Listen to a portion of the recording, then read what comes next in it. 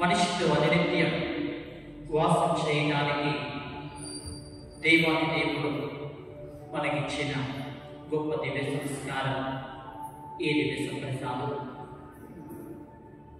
యేసు ప్రభు కడరాత్రి భోజన సమయమున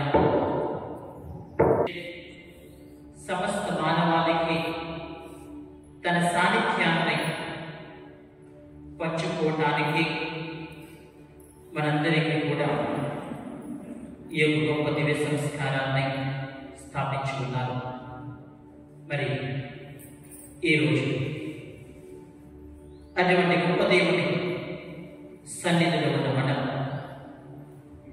మన జీవితాలను, మన కుటుంబాలను, మన సంఘాన్ని దేవుడు దీవించి ఆశీర్వదించాలని ప్రార్థించుకున్నాం.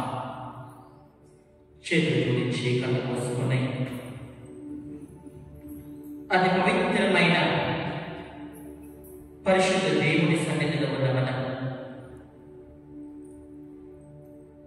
దేవుణ్ణి అర్థించుదాం, స్తుతించుదాం, వేడుకుందాం. సదా మీకు గుడ్డలు కలిగిన యేసయ్యా, ఈ ఉదయకాల వేళ మమ్మల్ని అందరినీ కూడా మీ సన్నిధిలోకి తీసుకొని వచ్చాయి. ఈ యొక్క దివ్య సంప్రదాయ ఆరాధనలో పాల్గొని మా జీవితాలను ఆత్మపరిశుద్ధ చేసుకుంటూ మీలో ఇంకా అధికముగా ఎదిగే వాక్యాన్ని మాకు దయచేసి వేలాది స్తోత్రములు ప్రభువా. అదేవిధంగా ఈ యొక్క నూతన సంవత్సరములో అడుగుపెట్టిన తరుణంలో మాలో ఉన్న నూతన తలంపులను, కోరికలను మీ చెంత వచ్చి ప్రార్థిస్తూ ఉన్నాం. వాటన్ని నెరవేరి దీవించి ఆశీర్వదించండి. గడిచిన కాలం అంతయు కూడా మమ్మల్ని కాచి కాపాడడానికి వేలాది స్తోత్రములు చెల్లిస్తూ ఉన్నాం. ఈరోజు పునీత పాదవపుని అనుకునే వారికి అంకితం చేసుకొని మేము కొనియాడే ప్రార్థన వేడుకలలో మీకు పరిశుద్ధాత్మ సాన్నిధ్యాన్ని ఉంచుతూ మమ్మల్ని ఎప్పటికీ కూడా మీ సన్నిధిలో ఎదుగుతూ మీ ఆత్మీయ వరాల చేత మమ్మల్ని దీవించి ఆశీర్వదించమని వేడుకుంటున్నాం. Praise the lord, praise the lord, praise the Lord. ప్రేమైనటువంటి దేవుని విశ్వాసులారా, దేవుని బిడ్డలు అందరం కూడా లేచి నిలబడి ఈ యొక్క గొప్ప తరుణంలో మన జీవితాలలోకి ఒక నూతనత్వాన్ని తెలుసుకొని, ఒక నూతనత్వాన్ని సంతరించుకొని దేవుని సన్నిధిలో అధికంగా ఎదగటానికి కావలసిన పరిశుద్ధాత్మ సాన్నిధ్యాన్ని కోరుకుంటూ ఈ పవిత్రాత్మ గీతం ద్వారా దేవాది దేవుని యొక్క ఆత్మీయ వరాల కోసం ప్రార్థించుకుందాం. దేవా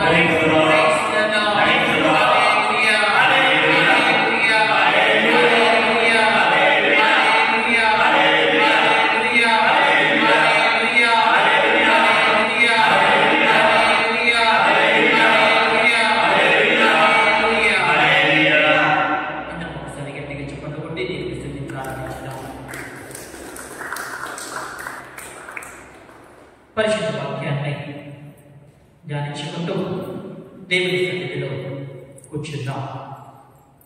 పునీత లూకా గారు రాసిన శుభవార్త 2వ అధ్యాయం పరిశుద్ధ వచనములు 8 నుండి 20వ వచనం వరకు. పునీత లూకా గారు రాసిన శుభవార్త 2వ అధ్యాయం పరిశుద్ధ వచనములు 8 నుండి 20 వరకు. ఆ ప్రాంతమున గొర్రెల కాపరులు రాత్రి వేళ పొలములో గొర్రెల మందలను కాయించుండిరి. దేవదూత వారి ఎదుట ప్రత్యక్షమాయెను. ప్రభు మహిమ వారిపై ప్రకాశింపగా వారు మిక్కిలి భయభక్తులైరి. దేవదూత వారితో ఇట్లనెను, మీరు భయపడవలదు. సమస్త ప్రజలకు పరమానందము కలిగించు శుభ సమాచారం మీకు వినిపించెదను. నేను దావీదు నగరమున మీకు ఒక రక్షకుడు పుట్టెను. ఆయన క్రీస్తు ప్రభు. శిశువు పుత్తి గుట్టలలో చుట్టబడి పశువుల తొట్టెలో పరుండబెట్టబడి ఉండుట మీరు చూచెదరు. ఇది మీకు ఆనవాలు. వెంటనే ఆ దేవదూతతో పరలోక దూతల సమూహము ప్రత్యక్షమై సర్వేశ్వరుని ఇట్లు స్తుతించెను. మహోన్నత స్థలములో సర్వేశ్వరునికి మహిమ, భూలోకమున ఆయన అనుగ్రహమునకు ప్రాప్తులైన వారికి సమాధానము కలుగునుగాక. 18వ వచనం. గొర్రెల కాపరులు వెల్లడించిన విషయములలో వినిన వారందరూ మిక్కిలి ఆశ్చర్యపడిరి. కానీ మరియమ్మ అంతయు తన మనసును మొదలుపరుచుకుని మరణము చేయుచుండెను. గొర్రెల కాపరులు తమతో చెప్పబడినట్లు తాము వినిన వారిని చూసిన వారిని గురించి దేవుని వైభవమును శ్లాఘించుచు తిరిగిపోయేవి. ఇది క్రీస్తు ప్రభువు సువిశేషము. క్రీస్తులో క్రీస్తులో క్రీస్తులో ప్రియమైనటువంటి దేవుని విశ్వాసులారా, పునీత పాదవకుడి అనుకుని భక్తులారా, మరి గడిచిన కొన్ని వారాల క్రితం మనము అందరం కూడా క్రిస్మస్ పండుగను ఎంతో ఘనంగా జరుపుకున్నాం. ఆ క్రిస్మస్ పండుగ యొక్క ముఖ్య ఉద్దేశం ఏమిటి అని ఒకసారి మనం చూసినట్లయితే, క్రిస్మస్ పండుగ యొక్క ముఖ్య ఉద్దేశం దేవుని యొక్క అపారమైన ప్రేమ. మానవాళికి దేవుడు ఇచ్చిన గొప్ప బహుమతి. ఎవరు ఆయన గొప్ప బహుమతి? సాక్షాత్తు దేవుని కుమారుడైన యేసు ప్రభువు. క్రైస్తలో క్రైస్తలో క్రైస్తలో క్రైస్తవమైనటువంటి దేవుని విశ్వాసం. మరి యేసు ప్రభు జననాన్ని గురించి మనము ధ్యానించుకున్నాం. ఎంతో ఘనంగా ఆ యొక్క పండుగను మనం కొనియాడుకున్నాం. అదే విధంగా ఈ యొక్క నూతన సంవత్సరంలోనికి అడిగిపెట్టాం. నూతన సంవత్సరంలోనికి అడుగుపెట్టిన ఈ యొక్క మొట్టమొదటి నెలలో మొదటి మంగళవారంలో ఈ రోజు మన దేవాలయంలో కూర్చుని దివ్య సంప్రసాద ఆరాధనలో పాల్గొని పునీత పాదవాపురి అనుకోని వారి మధ్యస్థ ప్రార్థన ద్వారా దేవుడు ఎలాగైనా నా జీవితాన్ని తాకాలి, దేవుడు ఇంకా నా జీవితంలో అనేకమైన మేలులు చేయాలి అనే ఒకలాంటి కోరిక, ఒకలాంటి ఉద్దేశంతో, ఒకలాంటి తలంపుతో, విశ్వాసంతో, అటువంటి శాంతి సమాధానాల కోసం మనిషి తాపత్రపైనే జీవించే యొక్క ఆధునిక యుగంలో యేసు ప్రభువే చెబుతూ ఉన్నాడు, మంచి మనసు కలిగి జీవించండి. ఎందుకంటే మంచి మనసు ఉన్న వారికి దేవుని యొక్క శాంతి సమాధానాలు అలాగే వస్తూ ఉంటాయట. మరి మనందరికీ మంచి మనసు ఉంది. మంచి మనసు ఉంది కాబట్టే దేవాలయానికి లేదా దేవునికి ఏదో ఒక రకంగా నా వంతు పాత్ర నేను పోషించాలి, నేను దేవునికి కృతజ్ఞత భావాన్ని చూపించుకొని జీవిస్తూ ఉండాలి అని మనకు తోచిన రీతిలో, మనకు ఉన్నదంతలో దేవుడు మనకు దయచేసిన ఆ యొక్క అపారమైన మేలులలో దేవునికి మనము ఎంతో కొంత విధముగా వందనాలు తెలుపుతూనే ఉన్నాం. మరి అటువంటి జీవితాన్ని నీకు నేను కూడా పెంపొందించుకోగలగాలి. అందుకే ఈ యొక్క నూతన సంవత్సరంలో అడిగిపెట్టిన మనిషి ఒక నూతనత్వాన్ని సంతరించుకొని జీవిస్తూ ఉండాలి. ఎవరైనా నూతన సంవత్సరంలో నా జీవితం గడిచిన సంవత్సరంలాగా ఉంటే సరిపోతుందని కోరుకుంటామా? కోరుకో. కుటుంబంలో అయినా, వ్యక్తిగత జీవితంలో అయినా ఏదో ఒక మేలు జరగాలి ప్రభువా, కనీసం ఈ నూతన సంవత్సరంలో అయినా నేను దేవుని చేత ఆశీర్వదింపబడాలి, నా కుటుంబం దేవుని చేత ఇంకా అధికముగా దీవింపబడాలి అని కోరుకుంటున్నాం. మరి ఆ యొక్క కోరికనైతే అలా పెట్టుకున్నాం. మనిషి ఒక కోరికను దేవుని సన్నిధిలో ఉంచి ఆ కోరికకు అనుగుణంగా కార్య సాధన చేయాలి. మన జీవితంలో శాంతి సమాధానాలు వెలువడాలి, లేదా ఈ యొక్క నూతన సంవత్సరంలో ఒక నూతనత్వాన్ని మనమందరం కూడా కలిగి జీవించాలి అని కోరుకునే సమయంలో నీవు నేను కూడా ప్రియమైన దేవుని అలవర్చుకోవలసిన మొట్టమొదటి లక్షణం లూకా సువార్త 2వ అధ్యాయం 20వ వచనం,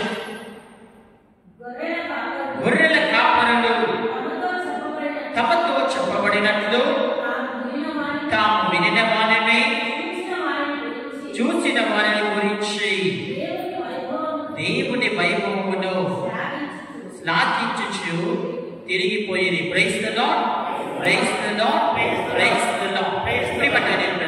గొర్రెల కాపరులు ఏం చేశారంట? వారు చూసిన వారిని, వినిన వారిని గురించి దేవుణ్ణి శ్లాఘించుచు, అంటే దేవుణ్ణి స్తుతించుచు తిరిగి వెళ్ళారు.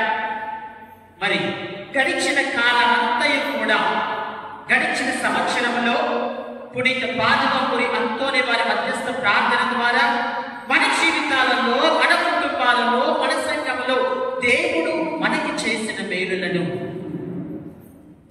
ఎన్నో విధముగా చూసి ఉంటాం, లేదా ఇతరుల యొక్క జీవితాలలో చేసిన మేలులను విని ఉంటాం.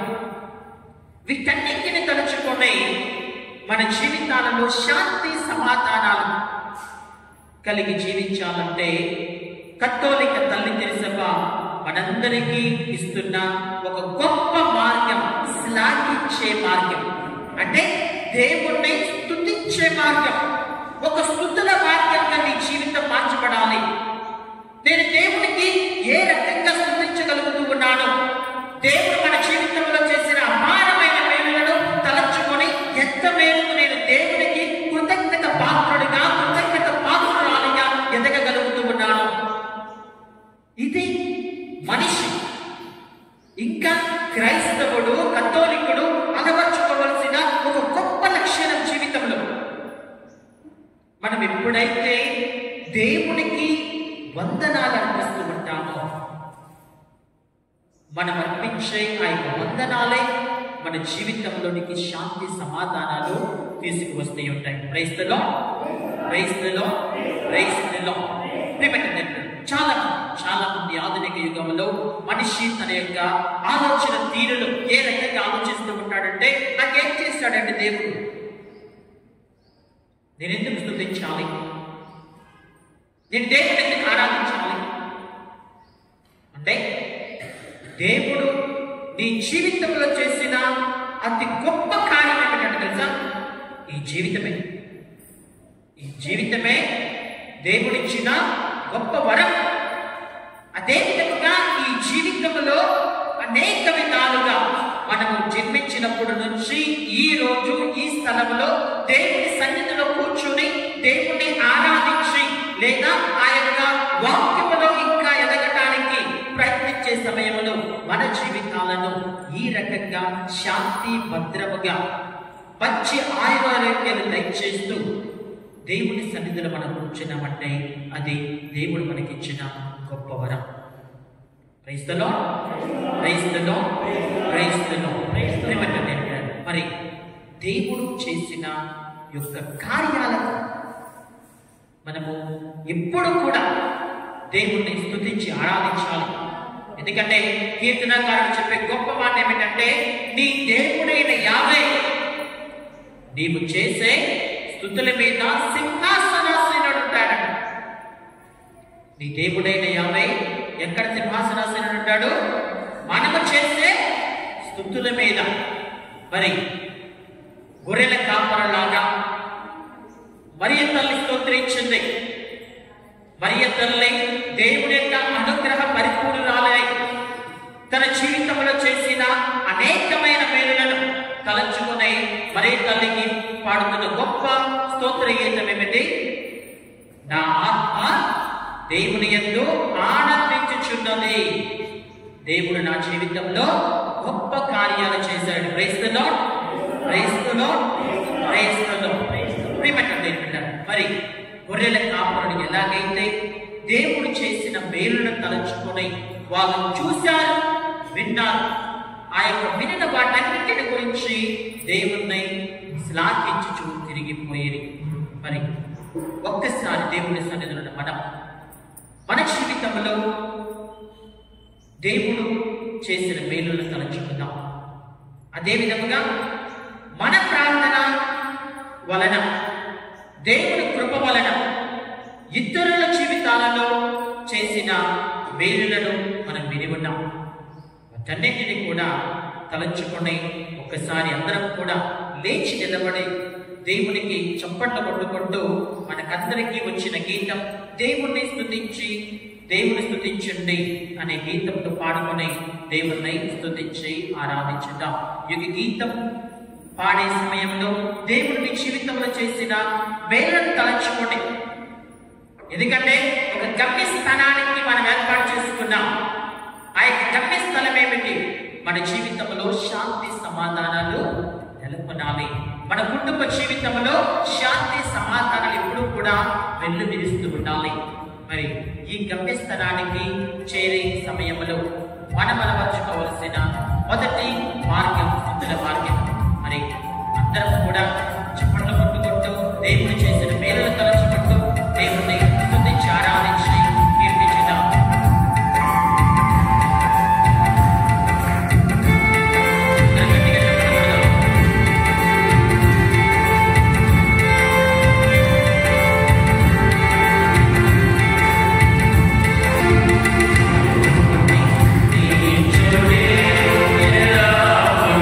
Deus.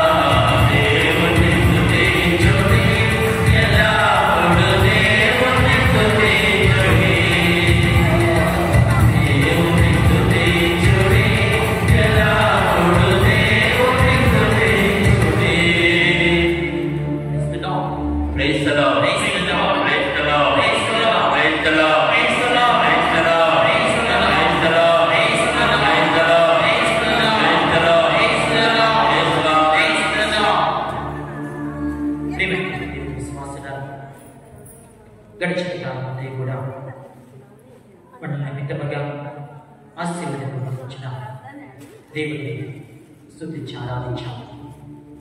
మరి దివ్య సంప్రదాయ నామని సన్నిధిలో మనం ఈ సంవత్సరం నీ జీవితంలో ఏ మేలు కలగాలి అని నీవు కోరుకుంటున్నావు. ఈ సంవత్సరం నీ కుటుంబాన్ని, నీ జీవితాన్ని దేవుడు ఏ రకంగా ఆశీర్వదించాలి అని నీవు తలంచుకుంటున్నావు. ఆ తలంపులను, ఆ కోరికలు ప్రభు చెందించి చేతులు జోడించి కళ్ళు మూసుకొని ఇదిగో అతి పవిత్రమైన పరిశుద్ధాత్మ సన్నిధిలో, అతి పవిత్రమైన దేవుడి సన్నిధిలో నీవు ఉన్నావు. దివ్య మందసాన్ని తాకిన వారు మరణించారు. అంటే దేవుడి యొక్క నిజమైన సాహిత్యం దివ్య సంప్రసాదంలో ఉంది. అటువంటి నిజమైన దేవుడి సన్నిధిలో ఈరోజు ఏక సమయంలో అతి పవిత్రమైన గడియలో దేవుడు నీ జీవితాన్ని ఒక నూతనీకరణ జీవితముగా మార్చబోతున్నాడు. ఇదిగో ఈ సంవత్సరం అంతా కూడా దేవుడు నీ జీవితాన్ని తన యొక్క వాక్కులో ఎదగడానికి,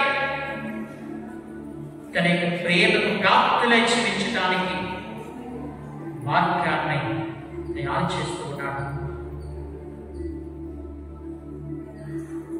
నీ హృదయంతరంగంలోని అనేకమైన ఆశలతో, అనేకమైన కోరికలతో, అనేకమైన ఇబ్బందులతో, సమస్యలతో ఈ యొక్క నూతన సంవత్సరంలోనికి అడిగిపెట్టి ఈ నూతన సంవత్సరంలో మొదటి నెలలో దేవుని సన్నిధిలో చేరి దేవుని వరాల కోసం ప్రార్థిస్తున్నాం. అడుగుడి నీకు ఇవ్వబడను అనే పలికిన దేవుడు మనతో ఉన్నాడు.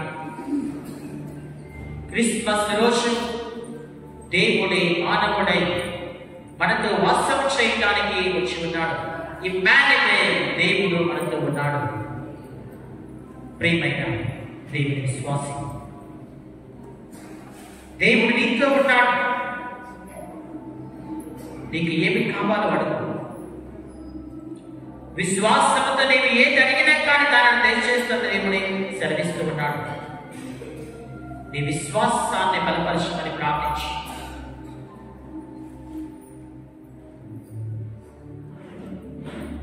ఈ 2025 సంవత్సరంలో నీ విశ్వాసం ఇంకా అధికముగా బలపరచాలని ప్రార్థించు. నీ కుటుంబ జీవితంలో శాంతి సమాధానాల కోసం ప్రార్థించు.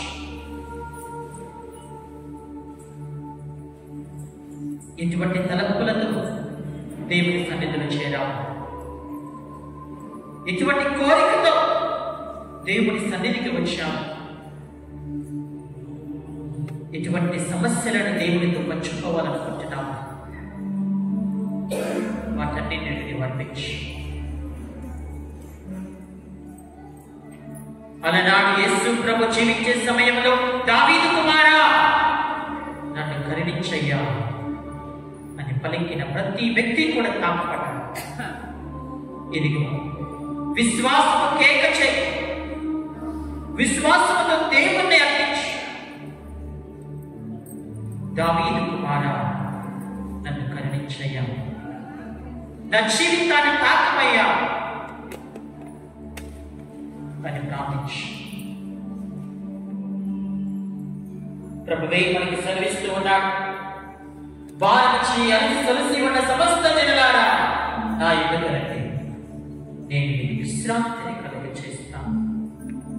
ఇదిగో నీ జీవితంలో ఎటువంటి వాటి నుంచి నీ విశ్రాంతిని కోరుకుంటున్నావు? అడుగు. మనము జరుపుకున్న క్రిస్మస్ పండుగ యొక్క సారాంశం, సమస్త మానవాళికి శుభ సమాచారం ఏమిటి? అంటే శుభ సమాచారం, మీకు ఒక రక్షకుడు పుట్టేను. రక్షకుడు నీ జీవితాన్ని రక్షించడానికి వచ్చాడు. నీ జీవితాన్ని అనేకమైన సమస్యలతో ఉన్నట్టయితే ఆ సమస్యల నుంచి నిన్ను ఒక నూతన మార్గాన్ని చూపించడానికి దేవుడు వచ్చాడు. నీ వ్యక్తిగత జీవితం ఇంకా అంధకారంలో ఉంది అని అనుకుంటున్నావైతే, అలనాడు యేసు ప్రభు జన్మించిన సమయంలో అక్కడున్న ప్రజలు గొప్ప వెలుగును చూశారు. అటువంటి వెలుగులోనికి నీ జీవితాన్ని నడిపించబడాలని ప్రార్థించు. యెషయా ముద్దులను ఒక రెప్ప వస్తుంది, చిగురించే ఆశలతో ఇశ్రాయేలు ప్రజల జీవితాలు వెల్లువిరుస్తాయని. ఇదిగో ఈరోజు, ఈ సంవత్సరం నీ జీవితం నిరాశగా ఉండకూడదు. ఆశతో దేవుని సన్నిధికి చేరాలి. నీ జీవితంలో నిరాశను, అశాంతిని, నిస్పృహను, కురింగిపోయే తనాన్ని, వాటన్నిటిని దేవునికి అర్పించు. మన కథోలిక శ్రీ సభ ఈ సంవత్సరం మనకి ఇచ్చిన గొప్ప సమయం. Pilgrims of hope. నీ జీవిత ప్రయాణంలో ఆశ కలిగి జీవించండి. ఆ ఆశకు కారణం క్రీస్తు ప్రభు. ఇశ్రాయేలు ప్రజలు బానిసత్వంలో నుంచి ఎవరు వచ్చి మమ్మల్ని రక్షిస్తారో అని ఎంతో విధిగా ఎదురు చూశారు. ఎదురు చూడడానికి ప్రతిఫలం దైవ కుమారుడే వచ్చాడు. ఇదిగో ఈరోజు నీ జీవితంలో దేనికోసం నువ్వు ఎదురు చూస్తూ ఉన్నావు? ఎటువంటి కుటుంబ జీవితంలోనికి నీ కుటుంబం నడపబడాలి అని నువ్వు కోరుకుంటూ ఉన్నావు? వాటన్నింటినీ దేవునికి అర్పించు. విశ్వాసముతో ప్రార్థించు.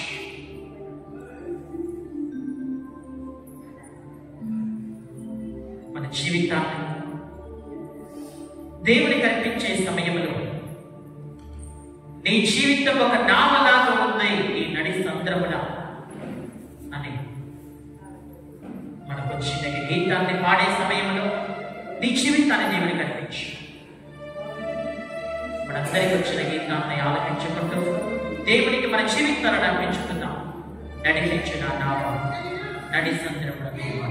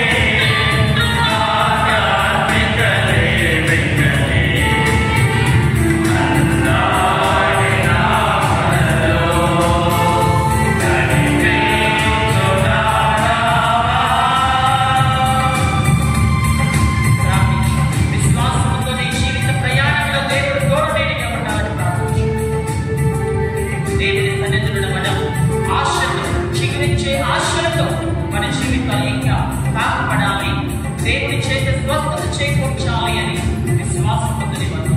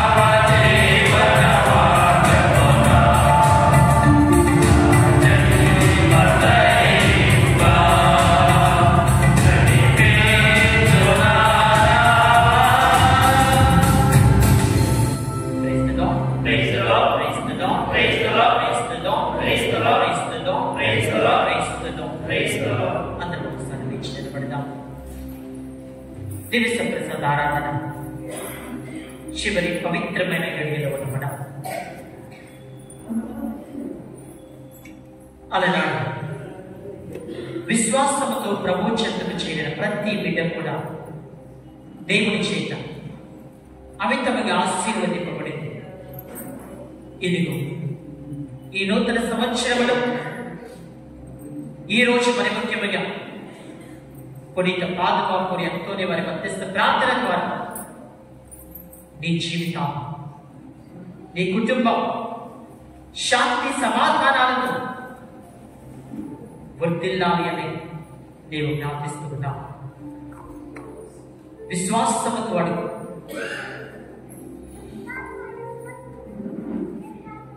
అలనాడు యేసు ప్రభు ప్రతి ఒక్కరిని అడిగిన మొట్టమొదటి మాట, నేను చేయగలనని నీవు విశ్వసిస్తున్నావా? దానికి సమాధానం, అవును ప్రభువా. నీ విశ్వాసమే నిన్ను బలపరచు, నీ విశ్వాసమే నీకు స్వస్థత చేకూర్చును. విశ్వసించిన ప్రతి మనిషి దేవుని యందు అధికముగా ఆశీర్వదింపబడ్డాడు. ఇదిగో ఈ నూతన సంవత్సరంలో నీ జీవితంలో, నీ కుటుంబంలో దేవుని యొక్క మేలులు కలుగుతున్నాయని విశ్వసిస్తున్నావా? నీ జీవితం ఒక నూతన మార్గాన్ని సంతరించుకొని దేవునిలో అమితముగా ఆశీర్వాదకరంగా మారిపోతుందని విశ్వసిస్తున్నావా? నీ విశ్వాసము సమాధానాన్ని దేవునికి అర్పించు. నీ కుటుంబాన్ని దేవునికి సమర్పించు. ఎటువంటి స్థితిలో ఉన్నా, ఎటువంటి మనోభావంతో నీవు ఉన్నా, దేవుని సన్నిధిలో నీవు నేను ఇక్కడ గుమ్మగూడి ప్రార్థించే సమయంలో విశ్వాసాన్ని పెంపొందించమని ప్రార్థించు.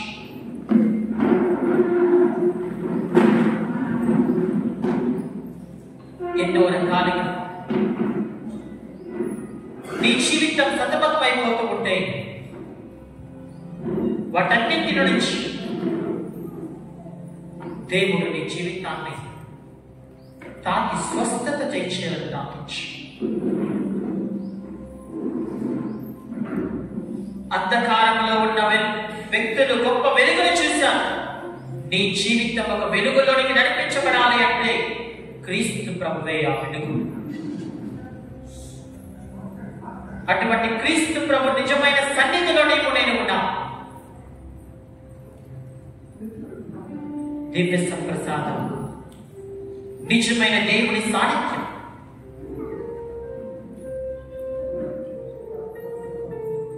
దేవుని చేత తాకపడాలని ప్రార్థించు.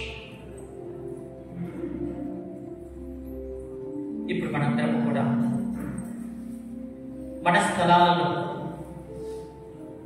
ఉండి మన మధ్యలోని దివ్య సంప్రసాదం వచ్చే సమయంలో భక్తి తాకి ఈ నూతన సంవత్సరంలో నీవు ఏదైతే కోరుకుంటున్నావో, ఏ తలంపు అయితే నీ జీవితంలో నెరవేరాలని ఆరాటపడుతూ ఉన్నావు, ఆ తలంపును నీవు అర్పించు.